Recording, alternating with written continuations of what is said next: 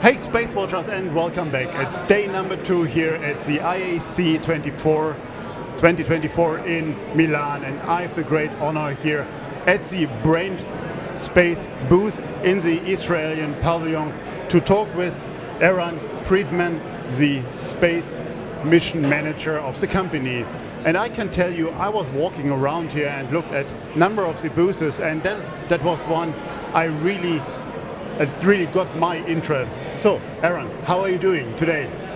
Well, that's a great stage here, and we are very happy to present our company and product, and looking with a smile and energy for the next few days. So, tell us, what is brain.space about, or brain.space about? Yeah. Brain.space is maybe the first company that is doing what is called brain data as a service.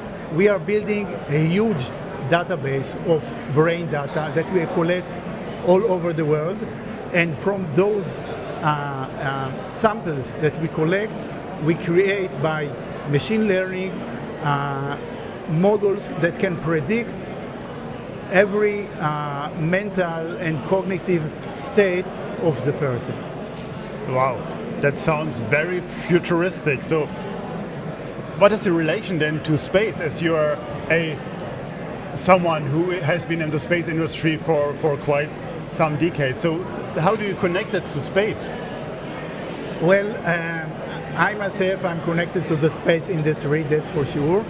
The company started its work not from space application, but from general application.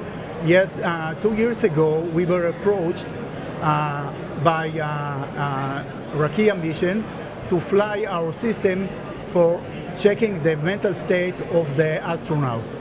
And that's what we were doing. And since then, we got a shift towards space. But it is a general application that works in aerospace, in civil application. Right. So the helmet, as we see it here, was in space already with the Rakia Mission, yeah? Yeah, you can see the signatures of the 3 astronauts that were using it, and it was in space measuring their brain data, and we are planning to do it also forward. That's great. So tell us, what is it used for? What is the application behind? Well, definitely in space, but in other areas also, we would like to monitor the state of people that are involved in critical missions. Yep. To make sure that they can perform those missions in a high level of success. I see. That's what we are measuring.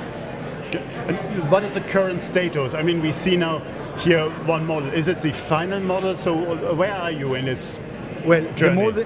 The model that you see here is the model that was flying and already was in space. We are currently building the second generation of helmets that will be serving both in space and on ground for the next couple of years. So there are now more than one of these helmets that is around that you're testing today, right? Yeah, so we are using currently this version of system to collect data to start building our database. And in parallel, we are building the new version of the helmet. So I do have a bit of an understanding of the application, as you mentioned, all these critical human applications, not just astronauts, also pilots, or wherever there is the human nature against the task that you have to fulfill, to say so. But where will that lead us to?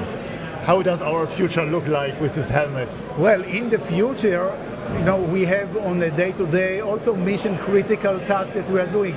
We are driving every morning to work. So when we get into the car can adjust itself to the state of our cognitive and mental status, and make us drive more carefully and with less acceleration and stuff like that. So every task that you perform can be measured and can be adjusted to make it successfully completed. Great.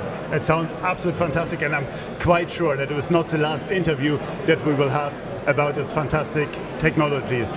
Thank you very much for your time. Thank you. Thank you for your interest, and with that, Space Watch out.